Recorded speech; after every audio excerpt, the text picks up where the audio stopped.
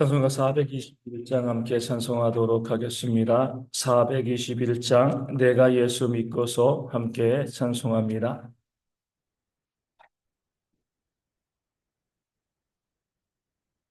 찬송가 421장이었습니다. 1장 함께 찬송하도록 하겠습니다. 내가 예수 믿고서 죄사함 받아 나의 모든 것 다 변했네. 지금 내가 가는 길 천국 길이요 주의 피로 내 죄가 씻겼네. 나의 모든 것 변하고 그 피로 구속 받았네. 하나님은 나의 구원 되시오니 내게 정죄함 없겠네. 주님 맑은 빛에서 어둠에 지니 나의 모든 것 다 변했네. 지금 내가 주 앞에 온전케 됨은 주의 공로를 의미함일세. 나의 모든 것 변하고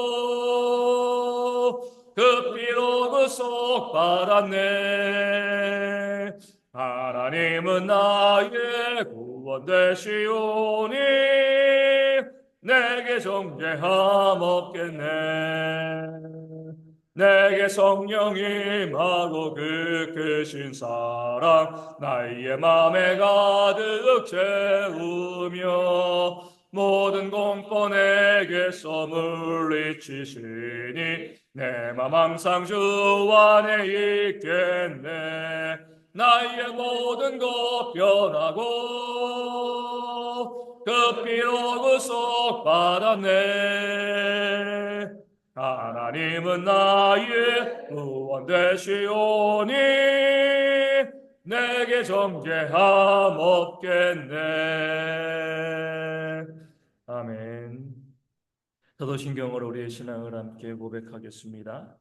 나는 전능하신 아버지의 하나님 천지의 창조주를 믿습니다. 나는 그의 유일하신 아들 우리 주 예수 그리스도를 믿습니다. 그는 성령으로 잉태되어 동정녀 마리아에게서 나시고 본디오 빌라도에게 고난을 받아 십자가에 못 박혀 죽으시고 장사된 지 사흘 만에 죽은 자 가운데서 다시 살아나셨으며 하늘에 오르시어 전능하신 아버지 하나님 우편에 앉아 계시다가 거기로부터 살아있는 자와 죽은 자를 심판하러 오십니다. 나는 성령을 믿으며 거룩한 공교회와 성도의 교제와 죄를 용서받는 것과 몸의 부활과 영생을 믿습니다. 아멘. 느헤미야 12장 46절 말씀을 함께 보도록 하겠습니다.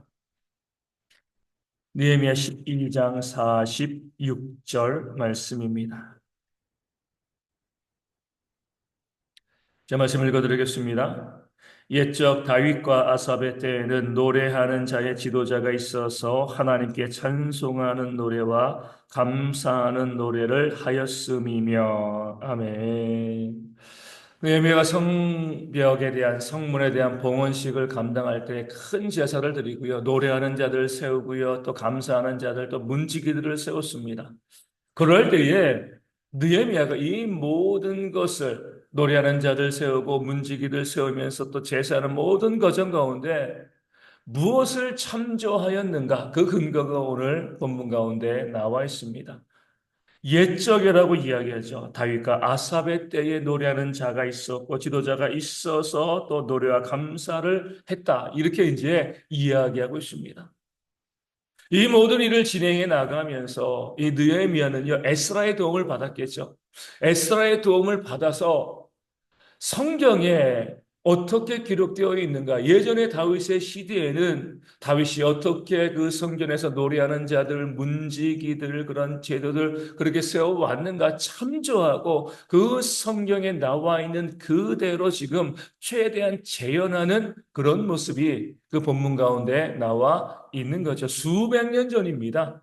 뭐 어제 그제 일도 아니고요. 그 다윗의 때라고 하면은요, 수백 년 전에 그런 일이지만 그때에 그들이 하나님을 섬겼던 모습들, 노래하는 것들, 문지기 세워가는 것들, 제사하는 것들, 그 모든 것들, 제사장의 반열들, 그 말씀에 있는 것을 가지고 와서 말씀을 묵상하고 또 연구하면서 그 시대, 느헤미야 시대에 적용하고 있는 그런 모습을 보이고 있는 것이죠. 뭐 여기에 앞서 말씀드린 것처럼 학사에스라가 아주 큰 도움을 주었을 겁니다. 성경에는 이렇게 나와 있습니다. 노래하는 자들은 이렇게 세우고 문지기들은 이렇게 세우고 그리고 제사장들은 이렇게 반열대로 이렇게 예물을 드리고 이렇게 예배하는 것이 옳습니다. 성경에 기록되어 있는 것입니다. 알려주었기 때문에 그 모습 그대로 또 느헤미야가 봉헌식을 하면서 그 모든 조직과 규모를 갖추었다라고 이야기하고 있는 거죠.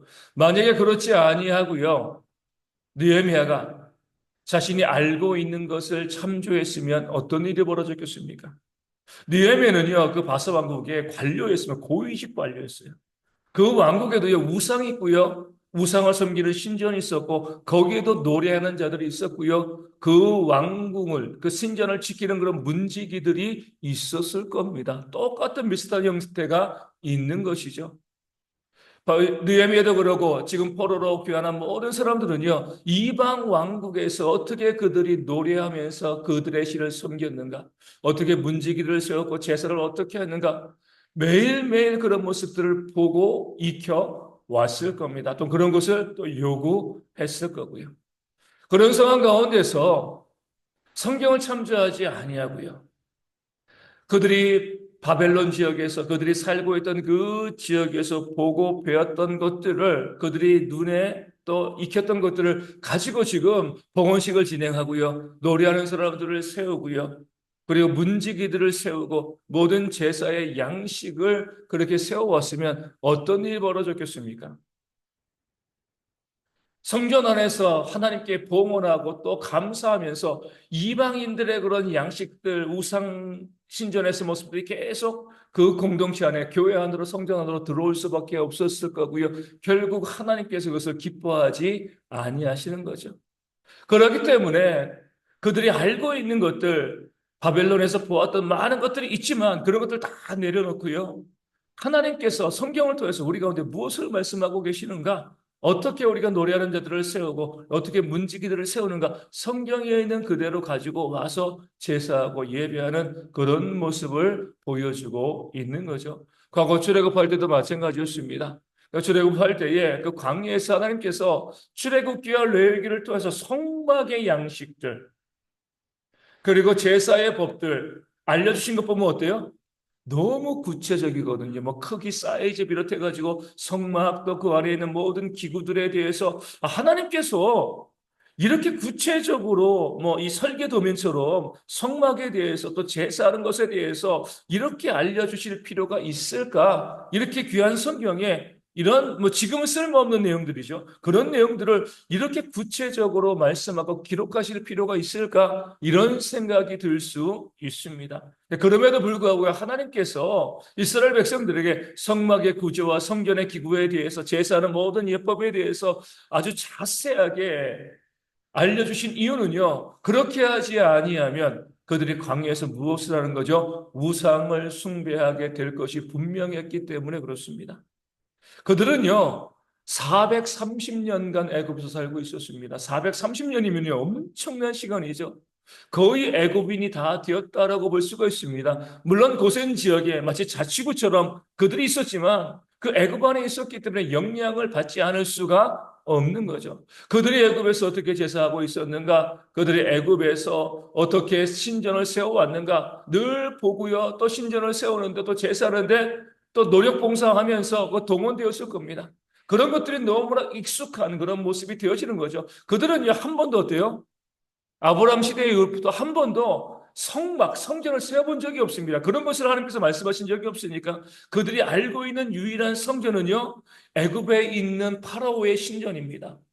그 우상 숭배하는 그런 신전밖에 없는 거죠. 또 하나님께서는요, 특별히 또 제사하는 법을 구체적으로 말씀해 주지 않으셨기 때문에 그들이 알고 있는 제사의 방식은요, 애굽에서 제사하는 방식이 되어질 수밖에 없는 거죠. 그런 상황 가운데서 하나님께서 너희가 나를 위해서 성막을 지어라.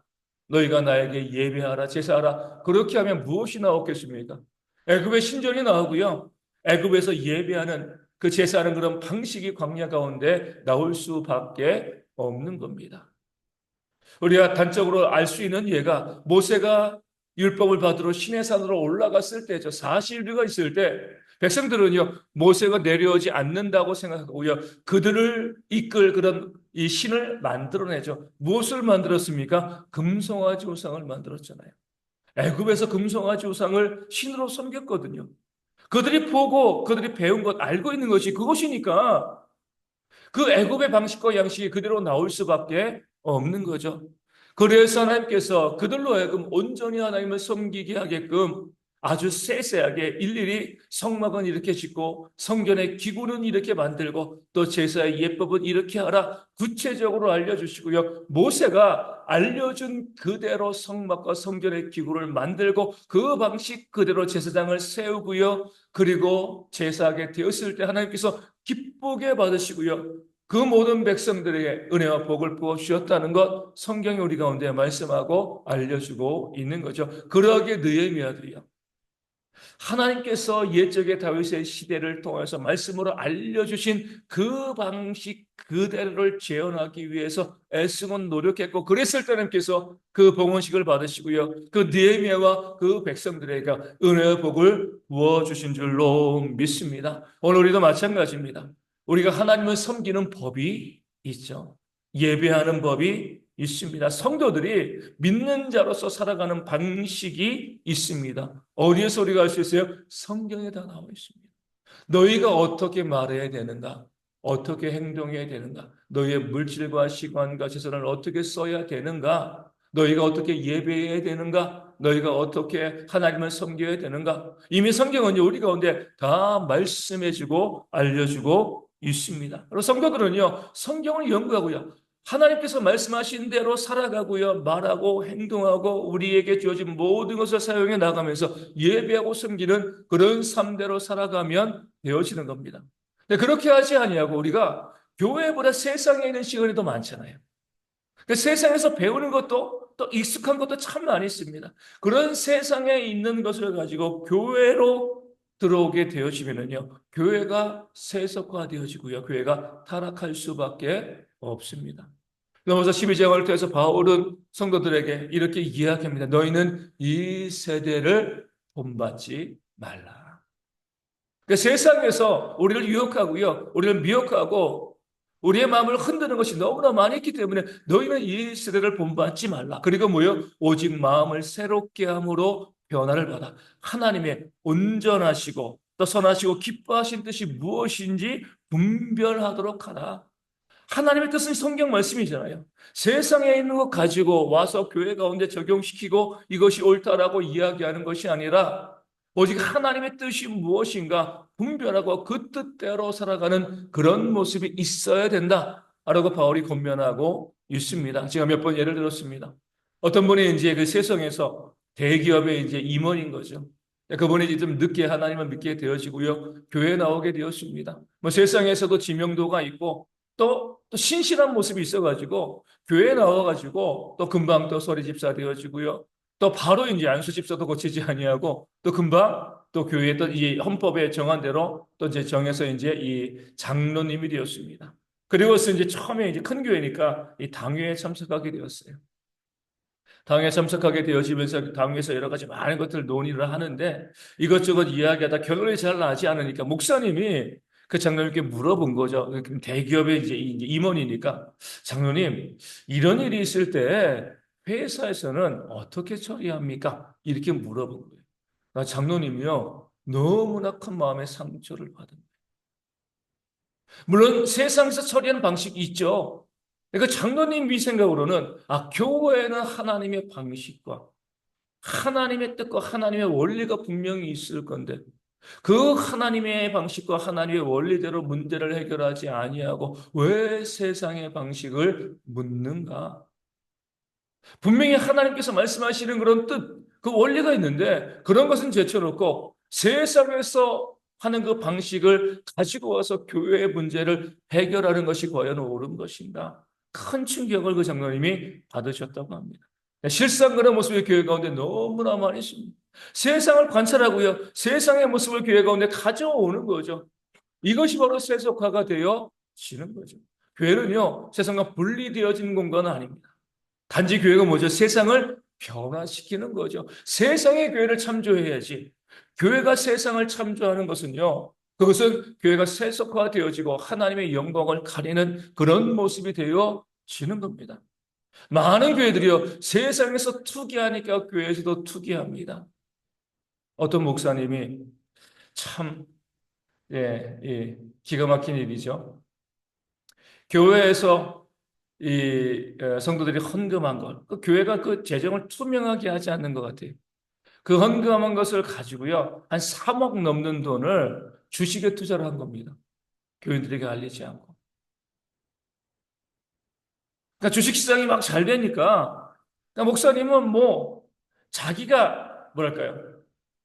자기가 그렇게 투자해가지고 이익금을 갖는다는 생각은 없이 뭐 하는 거예요? 교회 헌금을 가지고 주식을 투자해서 3억이 6억 되어지면 교회에 유익하지 않겠는가? 이런 마음을 가지고. 그리고 또 얼마나 기도했겠습니까? 하나님이 내가 투자한 이 주식이 오를 수 있게 해달라고 얼마나 기도를 했겠어요? 네, 결국 2억 손실을 본 거죠. 그러니까 교회에 큰 문제가 발생하게 되어진 겁니다. 세상의 방식을 가지고 교회 가운데 들어오는 문제가 없다고 생각을 하는 겁니다. 세상이 뭐 땅 투기, 뭐 이 건물 투기 이런 거 하면 교회도 그런 거예요. 그래서 큰 교회들 가운데 그렇게 부동산에 투자하는 교회들이 얼마나 많이 있습니까? 그것이 옳다. 세상이 그러니까 교회도 그것이 옳아. 그렇게 이야기를 하는 거죠. 교회는 하나님의 방식이 있는데 하나님의 뜻이 있는데 그 세상의 것을 가지고 교회 가운데 오면서 이것이 옳다라고 주장을 하고요. 또 세상처럼 교회가 거짓말하고 사기치고 또 세상이 그렇게 성적으로 타락한 것처럼 교회도 그런 것도 있어도 아무런 문제가 없는 것처럼 그렇게 이야기하고 있는 그런 교회의 모습이 남들 다 하는데 뭐 이렇게 이야기하는 거죠. 세상이 다 그렇게 하는데 교회에 무슨 문제가 있어? 그런 방식으로 바라보는 것이요. 우리가 이 세대를 본받는 겁니다. 세상은 그럴 수 있습니다. 세상이니까요. 하지만 교회만큼은요, 우리 믿는 성도들만큼은 그 믿는 자다운, 교회다운 그런 생활의 방식과 삶의 모습들이 교회 가운데 있어야 할 줄로 믿습니다. 세상은 차별해도요, 교회는 차별하면 안 되는 거죠. 세상은 자랑하고 교만해도 교회는 자랑하고 교만하면 안 되는 거예요. 세상은 움켜져도요, 교회는 움켜지지 않고 나눠지는 그런 모습이 우리 가운데 있어야 되는 겁니다.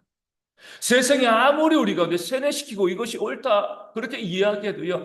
하나님께서 우리 가운데 원하시는 방식이 무엇인가 말씀을 보고 그 말씀, 그 방식대로 살아갈 때에 하나님께서 그 성도들에게 교회에 넘치는 은혜와 복을 부어주실 줄로 믿습니다. 그런 신앙이 우리 가운데 있어서 늘 하나님께서 원하시는 방식대로 살아가고요. 그 말씀대로 적용하는 그런 삶을 살아가는 대개 모든 성도 되어서 이 교회도 우리 모든 성도도 하나님께서 우리 가운데 부어주시는 그런 은혜와 복을 누리는 그런 공동체가 되어질 수 있도록 이 아침에 함께 기도해 주시기를 바라겠습니다. 어제 수능이 잘 끝났습니다. 우리 기도해 주시니 감사하고요. 이후에 아이들이 면접 보고 또 대학교 지원하는 모든 과정 가운데서도 하나님께서 길을 열어주시고 그것을 통해서 그들의 미래의 길이 열릴 수 있도록 무엇보다도 이제 수능이 끝났으니까 우리 아이들이 교회에 나와서 함께 예배하는 그런 삶을 그들이 살아갈 수 있도록 위하여 기도하여 주시고요. 또 우리 가운데 이 어르신들 또 아이들 또 구레리 형제들 건강 잘 지킬 수 있도록 이제 다음 주에 또 추워진다고 하는데 앞으로 추워지는 날씨 가운데 건강 잃지 않도록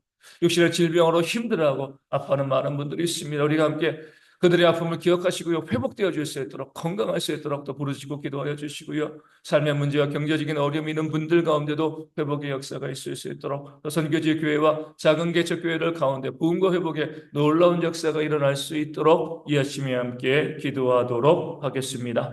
기도문 하시겠습니다. 하늘에 계신 우리 아버지, 아버지의 이름을 거룩하게 하시며 아버지의 나라가 오게 하시며 아버지의 뜻이 하늘에서와 같이 땅에서도 이루어지게 하소서.